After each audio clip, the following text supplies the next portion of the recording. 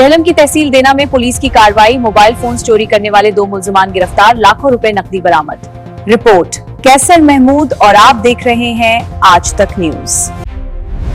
आप देख रहे हैं आज तक न्यूज, खबर सच के साथ। झेलम की तहसील दीना में पुलिस की कार्रवाई, दुकान से मोबाइल फोन्स चोरी करने वाले 2 मुल्जिमान गिरफ्तार कर लिए गए। पुलिस के मुताबिक मुल्जिमान के कब्जे से चोरी शुदा मोबाइल फोन्स और 7,44,000 रुपए नकदी बरामद हुई। मुकदमा दर्ज करके मजीद तफ्तीश जारी है। रिपोर्ट कैसर महमूद और आप देख रहे हैं आज तक न्यूज। झेलम की तहसील दीना में पुलिस ने अहम कार्रवाई करते हुए मोबाइल फोन्स की चोरी में मुलविस मुल्जिमान को गिरफ्तार कर लिया। पुलिस के मुताबिक एसएचओ थाना दीना और उनकी टीम ने कार्रवाई के दौरान एक मरकजी मुल्जिम को इसके साथी समेत हिरासत में लिया। मुल्जिमान पर इल्जाम है कि वो एक दुकान से मोबाइल फोन्स चोरी करने में मुलविस थे।